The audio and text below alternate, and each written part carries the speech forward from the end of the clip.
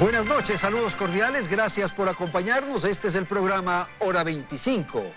El gobierno nacional se propone emprender en una nueva ofensiva para lograr recursos y conseguir, en algo, disminuir el hueco fiscal. Esta vez las expectativas gubernamentales se dirigen a conseguir alrededor de 700 millones de dólares. Claro, no es suficiente para resolver el déficit, pero en algo ayuda. La reforma tributaria que se encuentra para definición parlamentaria tiene como base los mismos componentes que fueron incluidos en el proyecto de crecimiento económico que finalmente fue archivado por la Asamblea Nacional. Algunos bloques legislativos han adelantado criterios. Se oponen porque se oponen a la creación de impuestos. Posición sin duda radical y definitiva. Esto hace impredecible la definición de lo que puede ocurrir con el proyecto que con el carácter de urgente ingresó al Parlamento. Hoy tratamos entonces algunos de los puntos de esa reforma que se encuentran en la ley denominada Ley Orgánica de Simplicidad y Progresividad Tributaria. Quiero agradecer a nuestros invitados esta noche aquí en el estudio central de Teleamazonas. Se encuentra aquí en el estudio Mauricio Pinto. Él fue ministro de Finanzas. Está también Mauricio Pozo. Él también fue ministro de Finanzas. Gracias a Andrés Mideros, profesor universitario y flamante decano de la Facultad de Economía de la PUCE, de la Universidad Católica. Y gracias a Napoleón Santamaría, abogado especialista en temas tributarios. Aquí empezamos. Belén, buenas noches. Muy buenas noches, Andrés, amigos televidentes. La economía del país atraviesa una difícil situación. El gobierno hace sumas y restas para cubrir de alguna forma el déficit fiscal del país que bordea los 7.000 millones de dólares. Con el primer proyecto económico urgente que envió el Ejecutivo a la Asamblea el pasado 18 de octubre, se planeaba recaudar al menos 731 millones de dólares. Pero tras su archivo y con el envío de un nuevo proyecto, la cifra baja a casi 600 millones. Finalmente, hoy el desafío es que la Asamblea apruebe este nuevo texto, denominado Ley Orgánica de Simplicidad y Progresividad Tributaria, que contiene 50 artículos, 5 disposiciones generales y 10 disposiciones transitorias. Entre algunos de los temas importantes o de los que más se ha hablado están, por ejemplo, la remisión de intereses por mora, multas y recargos para becas y créditos educativos de programas de educación superior. También la eliminación del anticipo del impuesto a la renta que ya estaba en el proyecto anterior. Plantean además un ICE del 10% para planes celulares postpago para personas naturales. También se encuentra la reducción del 10% de impuesto a la renta de este año para las empresas afectadas durante el paro de octubre. Igualmente, encontramos la remisión de pago de intereses por mora y costas judiciales en operaciones de crédito para los sectores agrícola, pesquero y pecuario. Para 30.000 familias que recibieron el bono de vivienda por el terremoto, se les devolverá el copago y se condonará intereses. Además, se plantea una contribución única para sociedades que generen ingresos iguales o superiores a $1 millón. Bien, entonces con esta referencia que acaba de hacer Belén, vamos a empezar y voy a dar la palabra al doctor Napoleón Santamaría para hacer una pregunta de orden general. ¿Es este un proyecto única y exclusivamente con un concepto, con una idea recaudatoria o no? Buenas noches. Buenas noches, estimado Andrés y queridos economistas y distinguidos economistas del panel. A ver, la ley se intitula, y creo que es precisa porque la ley se titula Ley de Simplicidad y Progresividad Fiscal. ¿Y por qué está bien el título? Porque eso sí necesita el país. ¿Esta ley va a encontrar simplicidad? En algunos campos, sí, hay que decir, tenemos dos campos importantes. Primero, el tema de todo el sector agropecuario. ¿Por qué? Porque se les pone un impuesto flat desde el 1% al 1.8%. ¿Con esto qué se busca? Que todo el sector agropecuario de la micro y pequeña empresa, esto es decir, empresas que venden hasta 300.000 en el caso de microempresa y hasta 1 millón en el caso de la pequeña empresa, puedan destrabarse de este duro trabajo que significa llevar contabilidad, declaraciones de impuestos, asesorías, etcétera, y más bien llegar a un sistema fácil y simple de pagar 2% sobre sus ventas. Lo mismo pasa con la microempresa. las microempresas que dediquen a todas las actividades, excepto algunas que están excluidas, servicios profesionales, comisionistas, construcciones, etcétera, también tienen un sistema bastante parecido. Pague un impuesto del 2% de impuesto a la renta y de alguna manera elimínese esa carga administrativa y burocrática que es muy pesada para el emprendimiento. De modo que se simplifica en esos dos ámbitos. Al menos en estos ámbitos, Ya. que es donde necesitamos como país fomentar, debido a que la carencia de generación de empleo hace que el emprendimiento sea la opción, entonces la medida es bastante Pero acertada. tiene un espíritu recaudatorio, finalmente. Se necesitan recursos. Se necesitan recursos, y esto hay que aclararles. Cuando la ley les pone que la presión fiscal, es decir, el pago del impuesto a la renta sea de entre el 1.2 al 1.8 y el 2% de las microempresas, estamos dentro del ratio nacional. El ratio nacional, la presión fiscal que paga el país es 1.8 respecto de las ventas. Por lo tanto, es un tema de le simplifico, pero usted tiene que pagar impuesto a la renta. Ojalá que la norma tenga una potencia para abarcar la economía negra. El 40-45% de nuestra economía es subterránea. ¿Qué se llama negra? Donde no se factura, donde no se declara impuestos, donde no se hace actividad regular y formal y por lo tanto se puede aprender.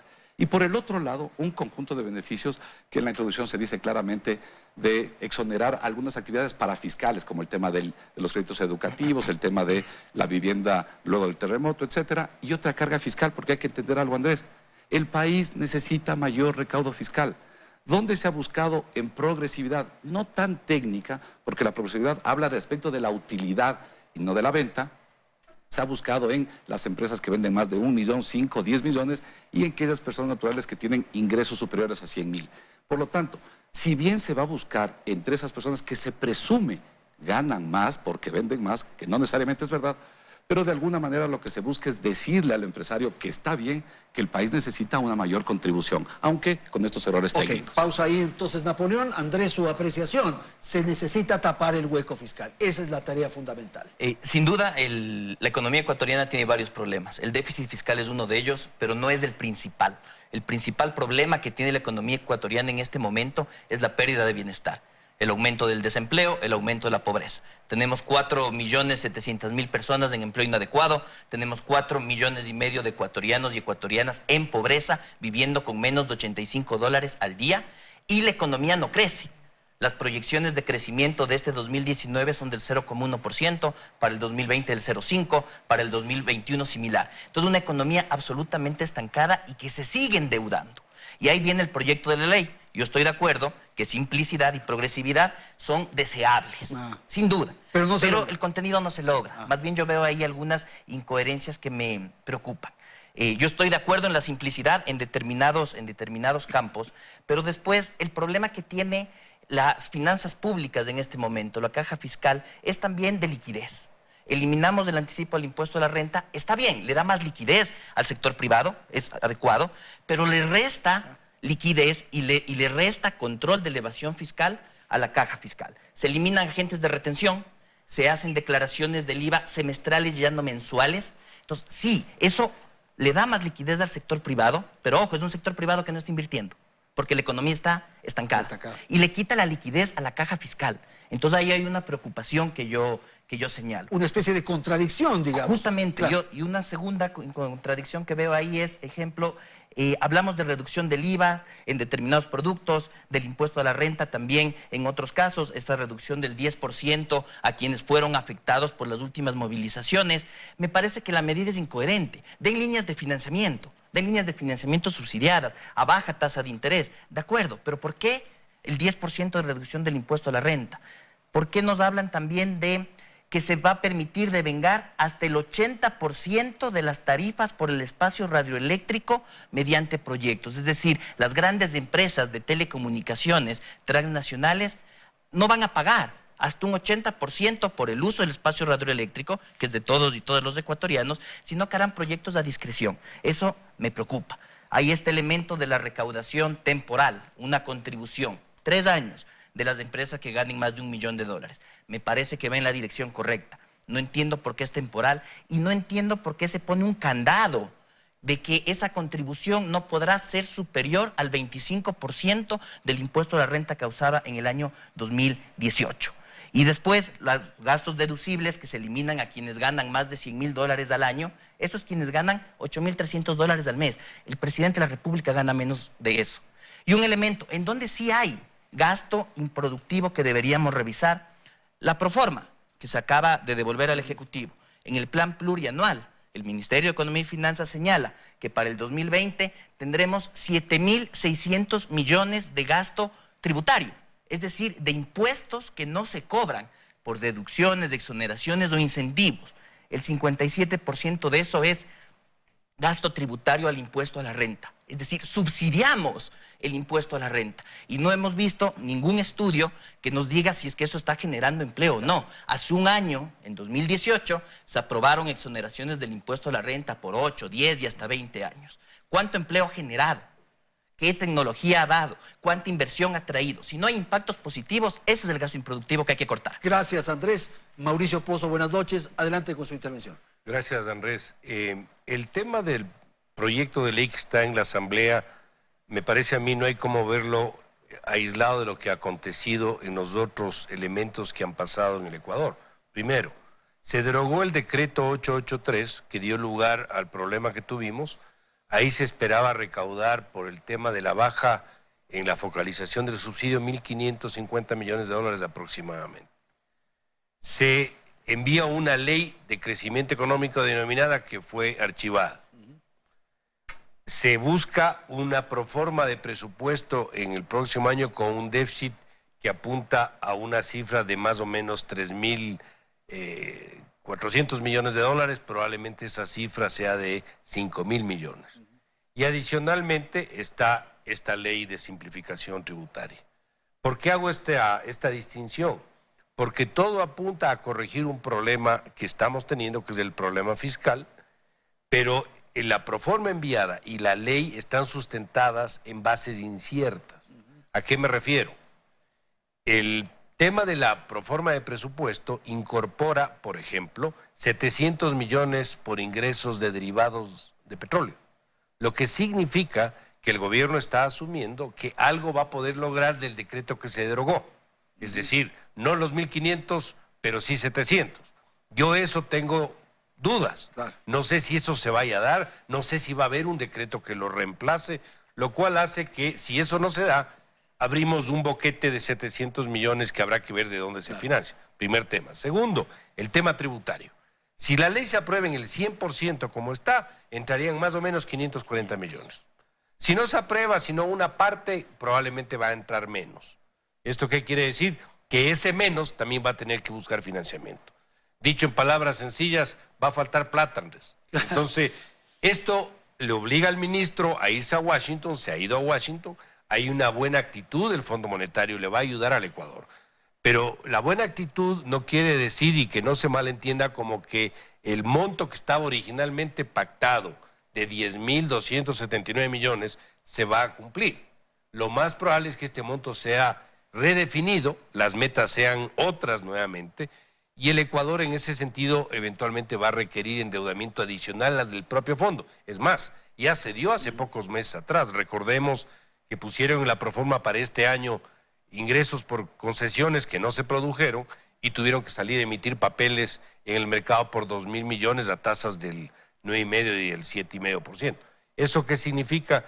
Que el Ecuador eventualmente va a requerir endeudamiento adicional, aparte el que pueda provenir del fondo en el nuevo acuerdo que se pueda concretar, y de esta manera poder salir. Queda otro remedio. Lo que yo creo, Andrés, y me parece un tema de fondo, es que veo una intención de perseverar en la línea de conducción económica y de buscar equilibrios, pero le veo a un gobierno muy débil, muy frágil, con poca fuerza para promover reformas de fondo, porque realmente, si somos bien francos, lo que estamos haciendo es medio financiando el problema, no estamos resolviendo el problema. Sí, parchecitos, pero ¿qué pasa con la seguridad social? Eso no se va a tocar. ¿Qué pasa con la reforma laboral? Se quedó pendiente. ¿Qué pasa con la reforma de fondo del tema propiamente de los subsidios?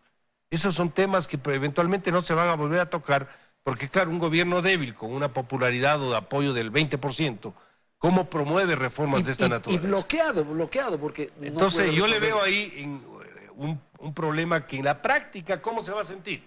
Un país que tiene estancamiento económico actual, que eventualmente va a prolongar ese estancamiento para el próximo año, lo cual opciones de empleo no se van a producir, y eso en la práctica va a significar que el siguiente gobierno, cualquiera que este sea, si asumiendo que es responsable, tenga que abordar estos temas y corregir las situaciones de fondo. Napoleón, rapidito, ¿cuánto es lo que se aspira a obtener? Acaba de decir Mauricio alrededor de 500. La verdad es que como la reforma inicial fue cambiada por este segundo proyecto, el proyecto hace ya un degradé, una incorporación, por ejemplo, del ICE, las fundas plásticas en 4 años, una incorporación del impuesto. Por lo tanto, en los primeros años, realmente nosotros tenemos que el primer año tendrá 417 millones, subiremos a 507 y la máxima es llegar a 624 en el tercer año. Ok. Mauricio Pinto, buenas noches. Gracias y gracias por invitarme, Andrés, con este selecto grupo de analistas. Yo creo que la primera cosa que tenemos que realmente entender todos los ecuatorianos es que estamos viviendo un régimen de dolarización, que no es lo mismo que vivir un régimen con moneda propia. Aquí en el Ecuador no tenemos índices para ver los problemas económicos ni sociales como hay en los que tienen moneda propia. ¿Qué es lo que pasa cuando hay una situación de esta naturaleza? Y lo estamos viendo en Chile.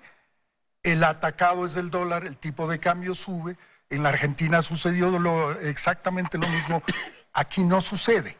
Y eso un poquito esconde la situación real del país porque no se soluciona a través de un castigo a los que menos tienen. Porque esa es la verdad de una devaluación. Eso tenemos que entenderlo bien, porque no hay más mecanismos que o baja gastos o sube ingresos. Porque no hay y no existe otro mecanismo. Porque el mecanismo de seguir buscando un endeudamiento para cubrir un déficit en este momento es cuasi imposible. El único índice que nos queda a nosotros para ver la situación del país es el riesgo país. Y de esto vamos a tener que empezar a hablar cuáles son los efectos negativos que tiene la subida del riesgo país, tanto para el régimen, para el tema fiscal, como para el sector privado. ¿No es cierto? Un país que tiene un riesgo país como el que tiene el Ecuador ahorita no es atractivo para las inversiones. Y por más que se hagan cualquier reforma desde el punto de vista fiscal, no hay el apetito en un riesgo de esa naturaleza para venir a hacer inversiones en el país o que los propios ecuatorianos inviertan. ¿No es cierto? Entonces, esa es la primera cosa que tenemos que entender. No vivimos un régimen normal acostumbrado, vivimos un régimen donde el tema del financiamiento del déficit fiscal es muy complicado, es muy caro, por lo tanto que tenemos que ver primero soluciones internas. La dirección donde va la ley es una dirección adecuada. Ya los detalles que tendrán que discutirse en el tema de la reglamentación es de otra naturaleza. La segunda cosa que tenemos que entender es que este proyecto de ley solo soluciona una partecita chiquita del gran problema. El otro problema que hay que impulsar para una solución es el problema del empleo, porque ahí le veo yo el problema más grande que tiene el país, porque todos los días se incorporan al mercado laboral una cantidad enorme de gente, y no nos podemos olvidar que tenemos también en el país una presión de trabajo de la gente que ha venido expatriada de Venezuela. Eso también agrega un problema adicional porque esa gente sí está dispuesta a trabajar en el mercado informal. Sí, porque lo único que quiere es tener un dinero para pasar el día, para solucionar un problema puntual del día de hoy. Claro. No piensa ni siquiera en mañana. Eso también daña el mercado laboral. Porque hay muchas empresas que se ven ahorcadas y dicen, yo no puedo cumplir con todas las normas y leyes laborales, prefiero yo irme al mercado informal y ahí tengo yo una enorme cantidad de gente que está dispuesta a trabajar. El peor error que cometería el país es seguir incentivando el paso del mercado formal al informal. Y yo les digo con conocimiento de causa, el Perú tiene ese gran problema. No hay que olvidarse que el Perú tiene 65.000 millones de reserva y no logra tener un crecimiento y un traslado del mercado informal al formal para tener un crecimiento adecuado.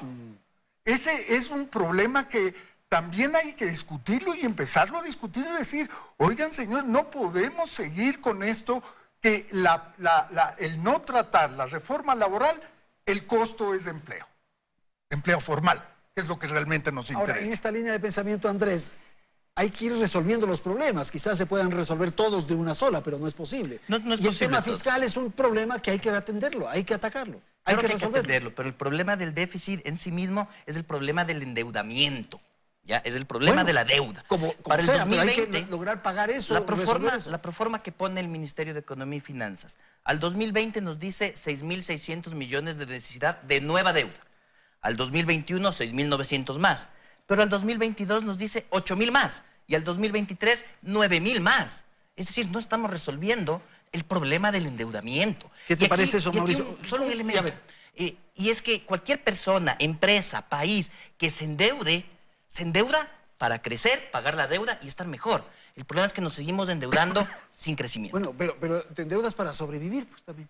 Sí, pero tienes que pagar la deuda, porque si no quedas condicionado. Rapidito sobre este tema, deuda. Andrés, entre el 2000 y el 2006, el gasto público agregado representó aproximadamente el 21% del PIB. Estamos hablando ahora de cerca del 38%.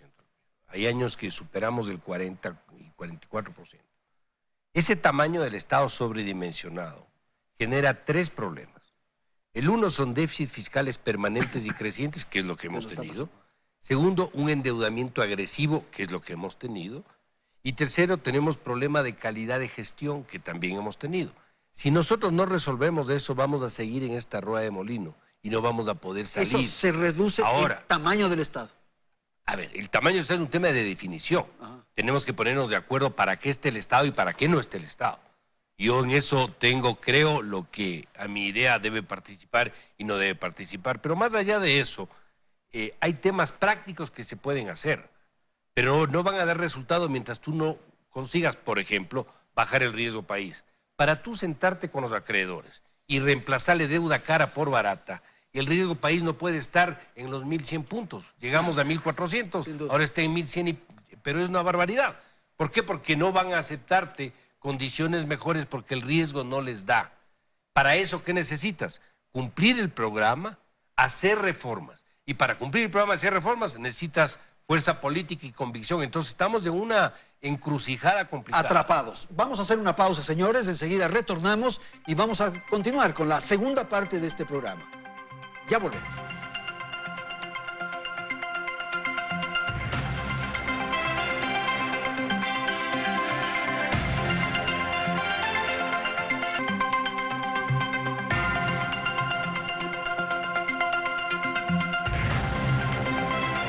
Bien, vamos a la segunda parte del programa y claro, ahora estamos destinando nuestros esfuerzos y las acciones gubernamentales para resolver el tema de la crisis fiscal y del déficit fiscal.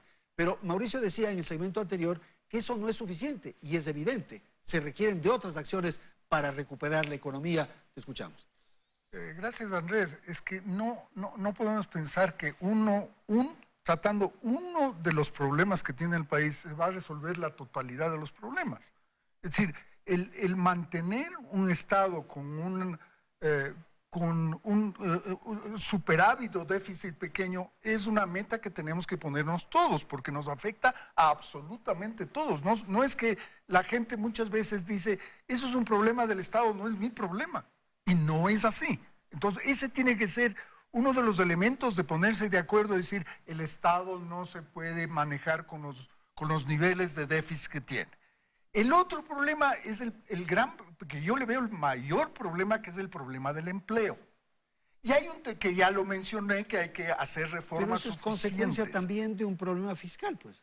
No necesariamente. Hay que adaptar las leyes a las circunstancias nuevas que tiene el mercado del empleo, que no son las mismas que tiene el Código de Trabajo que data del año 38 con un montón de parches que no han servido para absolutamente nada. Ese es otro tema que el país tiene que ponerse de acuerdo, que lo que hay que generar es empleo para el que no tiene empleo. Porque ahí está el gran problema y el riesgo de que se siga pasando del mercado formal al mercado informal. Y el tercer gran problema, Andrés, que ya tenemos que también empezarlo a hablar, es lo que está sucediendo no solo en el país, sino en la región. Y es este sentimiento que tienen los más jóvenes de insatisfacción. Eso tiene una cantidad de connotaciones muy importantes.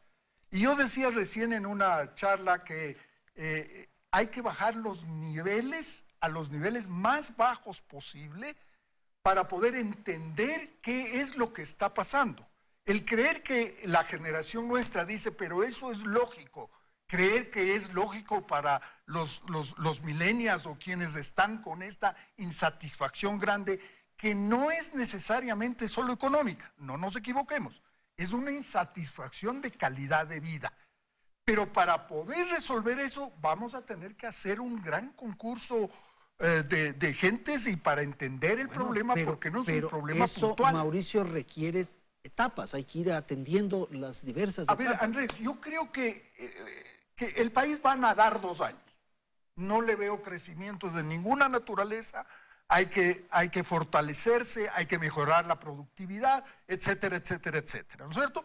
Pero tenemos que prepararnos para que después de esos 2 años empecemos ya un camino de crecimiento. Y para eso se necesita tratar todos los temas y no solamente uno. Dejar resueltos de alguna manera. Empezar a dejar resueltos los temas de convivencia, porque no puede ser lo que está pasando, no puede ser la actitud que tienen los indígenas hacia el país, no puede ser la actitud que tienen cierto grupo de empresarios de que no más impuestos, eso no puede ser. Todo el mundo tiene que bajar sus exigencias, entender que el país es de largo plazo. Ok, Andrés Mider. Y yo creo que justamente no tenemos más tiempo que perder y por eso tenemos que ir despacio, por eso tenemos que ir despacio. Más bien hay que ir despacio. Sí. Vísteme despacio que tengo prisa. Sí. Y necesitamos trabajar con evidencias. No hay los impactos de tanto incentivo que se ha dado. No hay los impactos fiscales de las leyes que se envían. Por eso la Proforma 2019 no aprobó la Asamblea, pasó por Ministerio de la Ley. Se derogó el 883.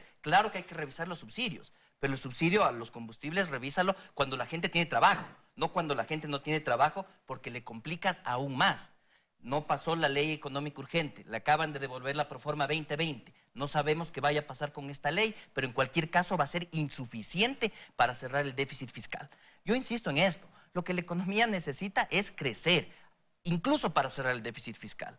Porque cerrando el déficit no es que crezco, reduzco inversión. Si no hay inversión, no hay crecimiento. Para cerrar el déficit, ¿qué han hecho? Han despedido a 23,000 funcionarios públicos. Eso no genera empleo, eso es desempleo. Directamente, a la vena. Y no hay un estudio que diga esos 23,000 tenían que ser desvinculados porque ahora somos más eficientes. No hay evidencia y no hay diálogo. Yo comparto plenamente con Mauricio el sentido de que tenemos que ir despacio. No podemos solucionar esto con leyes urgentes de 30 días de discusión. Hay que sentar una mesa de discusión para pensar este año un programa económico que genere consensos y que genere futuro. Ahí está el diálogo, ahí está la academia dispuesta a ser también el espacio en que podamos construir eso. El gobierno nacional tomó una decisión, cambiar el modelo que venía de fuerte inversión pública, porque era insostenible, estamos de acuerdo, a un modelo de inversión privada. Cerró la llave de la inversión pública, pero no viene la privada. Y no viene la privada porque no se ha dado estabilidad, porque la discusión política ha estado por encima de buscar soluciones reales y concretas a la economía, al empleo, al bienestar de las personas. Tiene lógica, Mauricio. Hay un concepto que creo que es importante tener presente. Aquí hay 2 actores. Un actor se llama el sector público, el gobierno que lo representa, y el otro se llama sector privado. Los 2 son socios del desarrollo, los 2 son accionistas del crecimiento económico. El Estado tiene que hacer su trabajo. ¿Su trabajo qué quiere decir? Manejar en orden las finanzas públicas, generar un ambiente de seguridad para que se pueda invertir, poner las líneas de la cancha por donde deben actuar todos, etcétera. Ese es el rol del Estado. Del Estado. El sector privado tiene que hacer su trabajo. El gran problema de la economía ecuatoriana, que es una consecuencia de todo lo que se vive, es exactamente el problema del empleo. Aquí hay más de 6 de cada 10 que no tienen trabajo o que están subempleados. Eso en la práctica, ¿qué significa? Que si tú no tienes un sector privado dinámico, que invierta, que arriesgue, que camine, no va a haber nunca la opción de resolver el problema del empleo. El Estado no está para contratar gente. El Estado está para contratar el número de personas para dar los servicios públicos de calidad que requiere la ciudadanía. Para eso está el Estado. Y el sector privado es el que contrata a las personas. ¿Quién contrata obreros en este país? No contrata el sector público. El sector público contrata gente de tercer y cuarto nivel de calificación. El que contrata obreros es el sector privado. ¿Y el sector privado invierte cuándo? Cuando está seguro, cuando está claro, cuando tiene las líneas preestablecidas. ¿Y para eso qué se requiere? Se requiere un gobierno que tenga un programa económico creíble, que tenga un programa económico consistente, que tenga apoyo internacional, que camine sobre una línea. Podemos estar o no de acuerdo en algunas decisiones, pero que sepamos a dónde se dirige. ¿Qué más requerimos para el sector privado? Por ejemplo, una reforma que nos permita costos de producción más adecuados. Tenemos una ley laboral obsoleta, que no se compadece con las necesidades actuales. Tenemos un coste de financiamiento alto. Endeudarse en el Ecuador es alto para poder financiar capital de operación.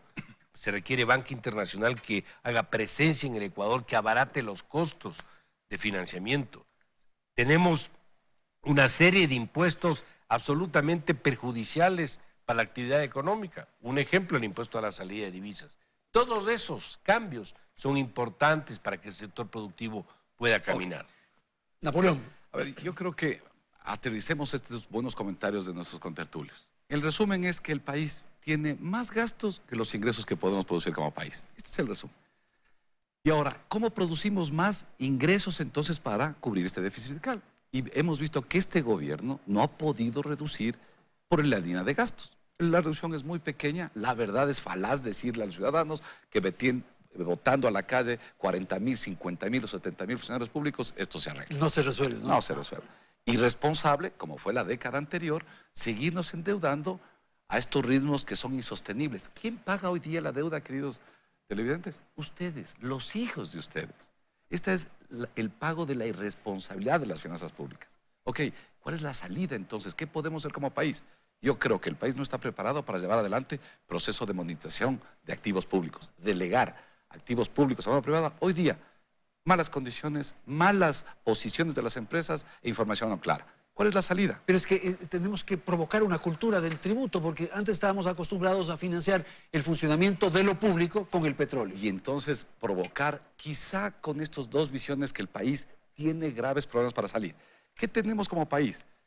Toda la vida el país ha tenido 25 exoneraciones de impuesto a la renta, entre otras, rendimientos financieros, indemnizaciones laborales, beneficios de la seguridad social, personas discapacitadas, y estos son los beneficios que un país emite a sus ciudadanos para ayudarlos porque tienen una condición de desplazamiento, y esto es correcto.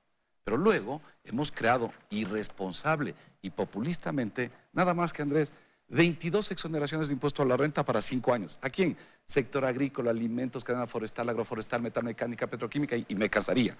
Luego, claro, vamos haciendo eso. 13 más exoneraciones a nuevas inversiones productivas. ¿De qué? De todo. ¿Y cómo llamas tú eso? ¿Llamas tributo negro? ¿Cómo era? Y esto realmente es lo que se llama, ¿no?, un gasto tributario, que es hasta pernicioso en la competencia. ¿Por qué? Un textilero, un hotelero, un industrial que tenía su empresa hace 10 años, él paga impuesto a la renta, él contribuye con todos los impuestos, y el nuevo ha cogido estos beneficios populistas, paga cero impuesto a la renta. No solo que le hace un daño al país, se hace un daño a él y perjudica su competencia. ¿Qué dices, Andrés, sobre eso? Rapidito un comentario. 100% de acuerdo, yo creo, y voy muy contento porque creo que tenemos coincidencias claras. El empleo es el problema, hay que hacer más productivos y para eso hay que pensar bajar las tasas de interés. Y el gasto tributario, esa serie de exoneraciones, hay que revisarlas y eliminarlas en base a evidencias. Ok, perdón. Andrés, solamente un tema. La recaudación puede subir no porque aumentes las tasas de impuestos, sino porque todos paguen lo que tienen que pagar. Así de simple la cosa.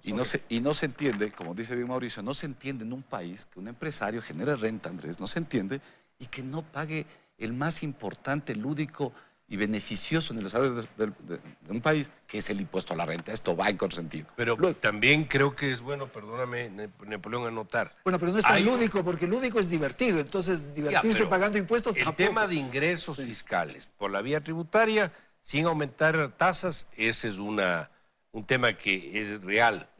Pero también tenemos, Andrés, lo que dije al principio. O sea, hay una grasa en el gasto que no se ha topado. Ahora, hay un exceso inmanejable. La única cosa que hacen es sacar personal. Yo te voy a dar solo una cifra. No necesariamente ese. No necesariamente ese. El gasto en sueldos y salarios del sector público en el año 2006 era aproximadamente el 4,5% del PIB. ¿Sabes cuánto es ahorita? El 10%. Sí. No se o sea, se ha duplicado, no es que se ha subido. Entonces, le doy la palabra a Mauricio Pinto para después. Un segundito en una cosa que es también importante, ¿verdad? Hay que aclarar y simplificar el tema impositivo. Porque se dice, las empresas pagan el 25%, pero se olvidan que hay un reparto de utilidades que es absolutamente inequitativo. Eso hay que terminarlo porque es pernicioso realmente, no es ni es en beneficio de unos pocos y en perjuicio de unos muchos. Entonces hay que agregarle eso. Y hay un tema que es un tema muy complicado que nos obliga a las empresas, y eso te digo con conocimiento de causa, a jugar de administradoras de fondos de pensiones, que es la famosa jubilación patronal. Eso hay que acabarlo, porque eso también agrega un costo adicional escondido. Lo mejor es dice, vamos a ir a un impuesto a la renta de 30%, ok, 30% neto. Que ese sea y que el empresario de afuera diga, ese es el impuesto real que tengo que pagar. No, después le viene, no, es que me olvidé del tema del 15% de reparto de utilidad. Es que me olvidé del tema de las reservas de jubilación ¿Y los aranceles, patronal. Es que me olvidé del tema del impuesto de la salida de divisas. Entonces, si agregas todo esto y con una ley laboral que no beneficia a los que no tienen empleo, entonces es muy difícil que venga inversión. Ok, Napoleón. Entonces, ¿qué quiere aterrizar? En resumen, el país sí necesita desmontar este excesivo beneficio fiscal que le está causando un problema al desarrollo del país. Segundo, las propuestas de progresividad deben ir de acorde a la razonabilidad. Comparto en algunos temas con Mauricio Pinto, no quizá en el tema del 15 de trabajadores, porque el ratio de la tarifa de impuesto a la renta en América Latina es 34%. El Ecuador tiene 25% a pretexto de sostener el 15%. ¿Qué tenemos en el país? La tarifa corporativa del 15% de impuesto a la renta y del 25% de impuesto a la renta nos da 34,25%. ¿Qué propone la CONAIE? Que subamos al 48,54. Esto no es progresividad. Esto es un absurdo técnico, es un descabellamiento, es una idea traída de la cabeza. Y tres, que sí debe combatir el país corrupción, porque la corrupción también está en el régimen fiscal, que es la evasión tributaria. Desde luego en compras públicas hemos visto absurdo 10 años de actos de corrupción lesivos, tenemos un vicepresidente preso y varios ministros y etcétera.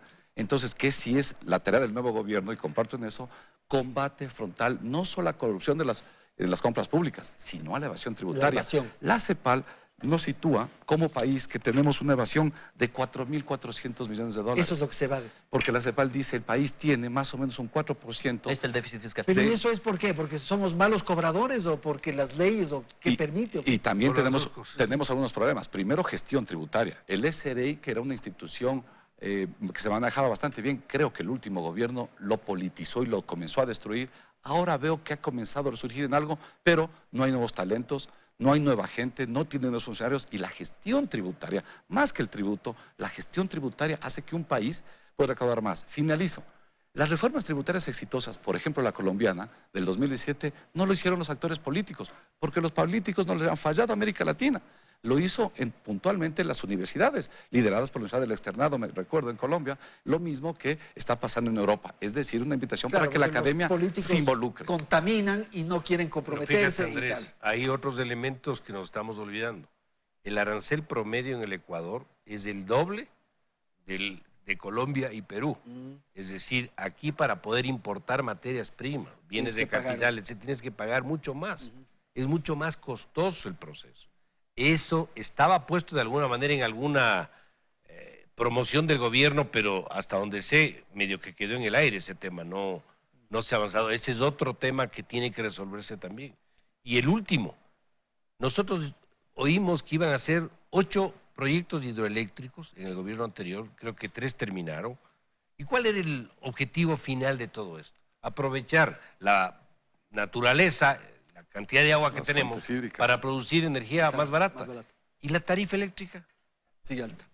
Ok, Andrés, la evasión me llamó la atención, esta cifra de Napoleón ahorita. Absolutamente. Y ahí tenemos el cierre de ese problema del déficit fiscal. 4.400 millones de dólares en evasión es la cifra que nos da Napoleón.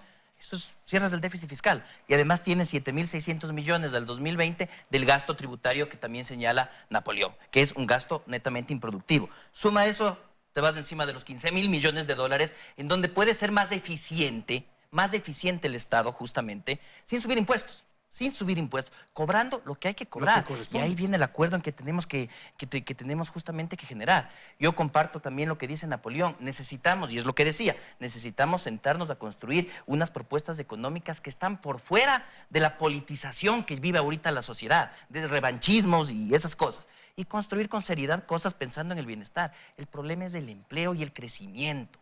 La forma de cerrar el déficit es siendo más eficiente en esto, no hace falta subir impuestos, y además creciendo la economía, porque nuevamente los ingresos tributarios crecen en la medida en que la producción aumenta también, y toda la sociedad progresa. Lamentablemente lo que no estamos viendo es respuestas en ese sentido. Ha salido una que creo que coincidimos, que es la reducción de los costos de financiamiento, la reducción de las tasas de interés. Es una barbaridad la tasa de interés de microcrédito en el 30,5%. O sea, ¿qué emprendimiento pequeño tiene sus niveles de rentabilidad para pagar eso y poder estar bien? Es una locura. Hay que trabajar en esa línea. Sí hay que trabajar el tema de las importaciones de materia prima y de tecnología, pero para cadenas productivas de industrialización y de exportación. No es traer celulares y tabletas más baratas. Eso no nos lleva a la industria 4.0. Eso es demagogia. Lo que nos lleva es traer tecnología y sincerarnos también en qué es materia prima y que no. Discúlpenme, traer una bicicleta desarmada no es materia prima. Claro. No es materia prima. Mauricio, un minuto para terminar este segmento, luego tenemos nuestra tercera participación. Yo insisto en el tema de que hay que buscar tanto de todos los lados una participación para ponernos de acuerdo en cosas básicas para de ir subiendo los niveles. A mí me ha gustado mucho esta conversación porque va en esa dirección. Podemos estar en desacuerdo en algunos temas puntuales, pero yo veo una coincidencia clara. El país no puede vivir con déficit, el país tiene un problema del empleo, el país hay que pensarlo a largo plazo y para eso hay que ir solucionando los problemas que se van solucionando. Un temita adicional que me alegro muchísimo la participación de la academia, porque ahí también está un tema que no ha habido una participación de las universidades adecuadas a la situación que tiene el país. Y yo creo que ahí está la discusión. Es decir, hay que buscar un foro suficientemente grande para entender las cosas y ponernos de acuerdo. Ahí viene la solución. Listo, señor. Vamos a hacer una pausa y volvemos en un instante. Perfecto. Muy bien.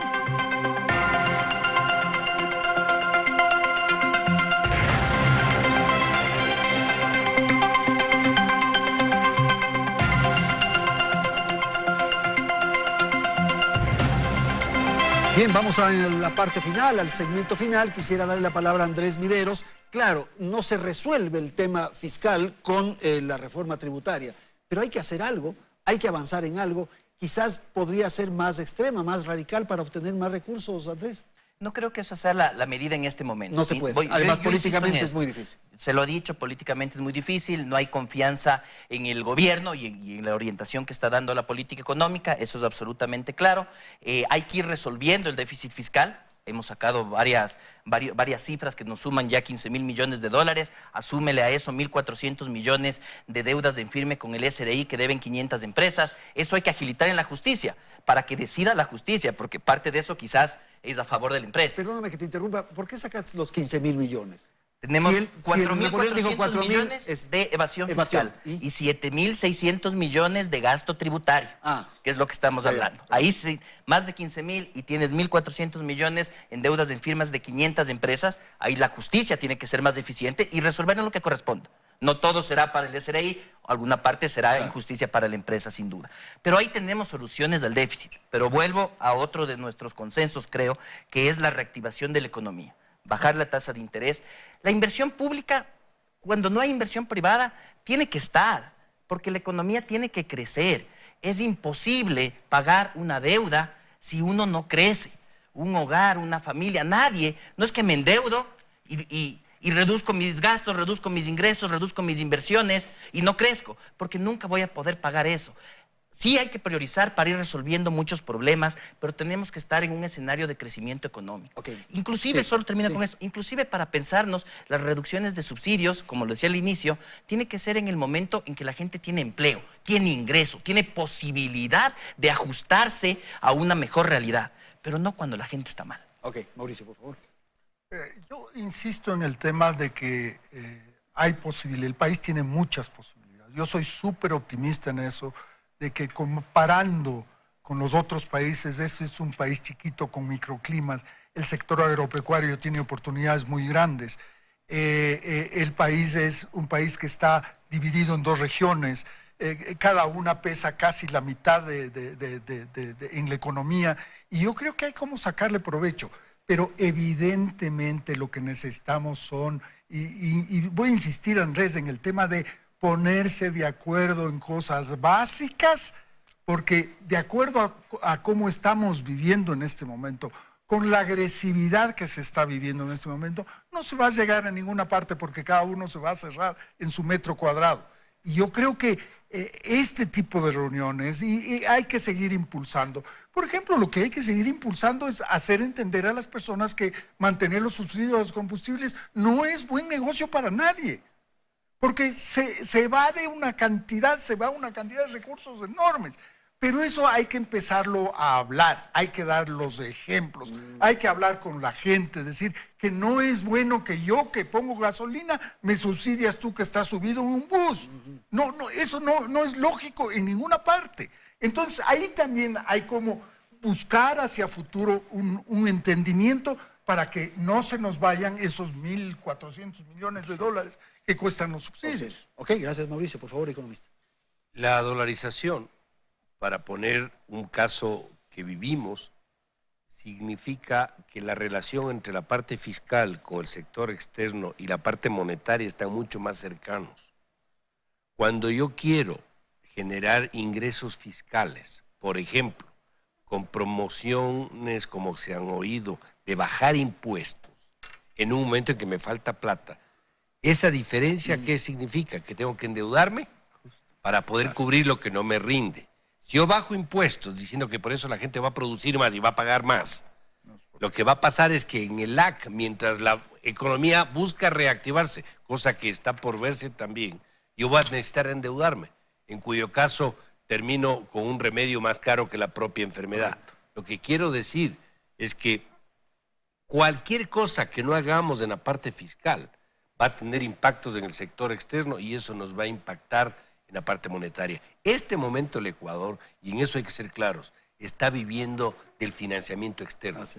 No está viviendo de lo que debe vivir, que es de las exportaciones. Estoy hablando de la dolarización, de la inversión extranjera. Estamos viviendo de la deuda para el sector privado y público.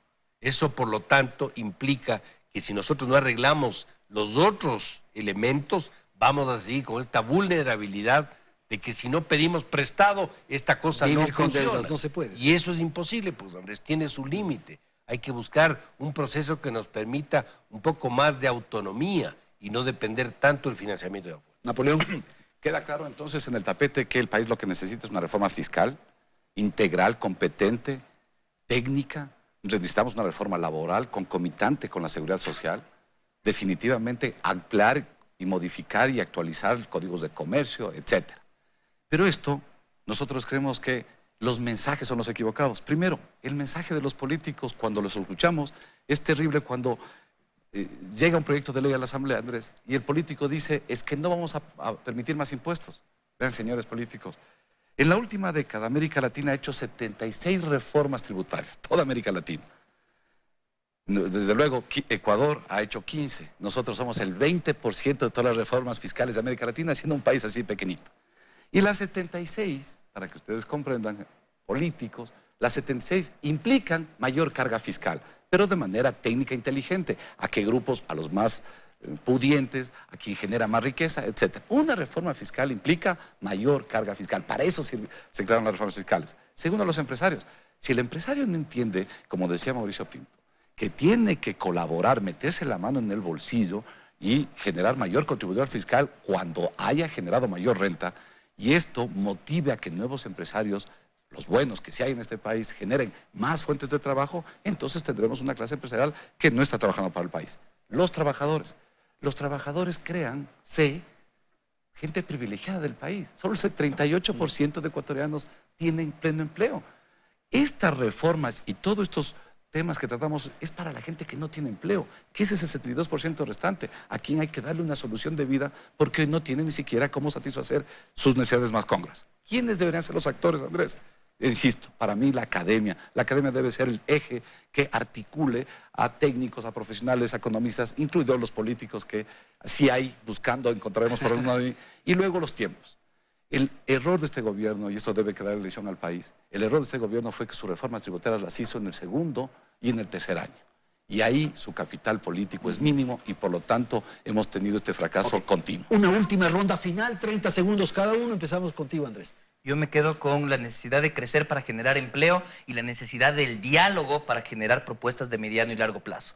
Aquí está Mauricio Pozo de la Universidad Internacional SEC, la Facultad de Economía de la PUS está a las órdenes. Hemos conversado con la Universidad Central, con el Instituto de Investigaciones del ESPOL en Guayaquil también, Universidad de Cuenca, Universidad Técnica de Ambato. Hay que sumar los especialistas, hay que sumar los empresarios. En el Instituto de Investigaciones Económicas tenemos abierto un diálogo laboral. Entonces, justamente, la academia a las órdenes para poder construir una propuesta a largo plazo. Lo más rapidito, Mauricio. El país solo se construye con entendimiento y diálogo.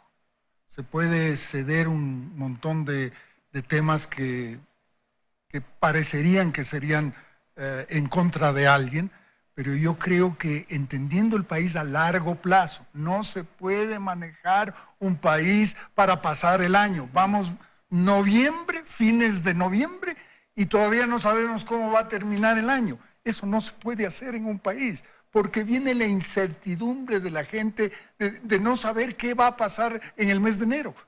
Y eso no se puede. Ok, gracias. Mauricio Pozo, un mensaje final. Bueno, que nosotros tengamos la posibilidad de desmitificar algunos conceptos para facilitar la adopción de decisiones me parece un tema esencial. Los subsidios, para dar solo un ejemplo, tienen todos los países, Andrés, los capitalistas y los socialistas. Los subsidios no son malos per se, los subsidios tienen que cumplir un rol para que sean buenos, focalizados, temporales, presupuestados, explícitos, que no generen problemas a otros sectores. ¿Cuál es un buen subsidio? El buen desarrollo humano, sin ser perfecto. Está focalizado, sabemos dónde va, etc. ¿Cuál es un mal subsidio? Que a mí me paguen una gasolina barata. Pues. Yo sí puedo pagar. Cada dólar que me regalan a mí por galón es un dólar menos a la gente que requiere el Estado. Pero hay que saber transmitir esas ideas para que se puedan tomar las decisiones. Ok. Napoleón, rapidito, estoy sobre Concluyo entonces dos temas. Diálogo y responsabilidad. Diálogo, ¿por qué? Porque el país se queda con un octubre negro, un octubre nefasto, no solo para el sistema económico, para las relaciones sociales de este país. Y esto no debe volver a pasar jamás en el país. Debemos proscribir los actos de violencia. Y luego sí responsabilidad. Responsabilidad de la clase política. Especialmente hoy que tratan este proyecto de ley. Si la Asamblea no nos da al país un proyecto de ley, la Asamblea no tiene sentido de que siga ocupando una curul como hoy lo hace, a cambio de un sueldo que los ecuatorianos la pagamos. Señores, muchísimas gracias por la presencia, gracias a la audiencia, felicidades, hasta la próxima semana.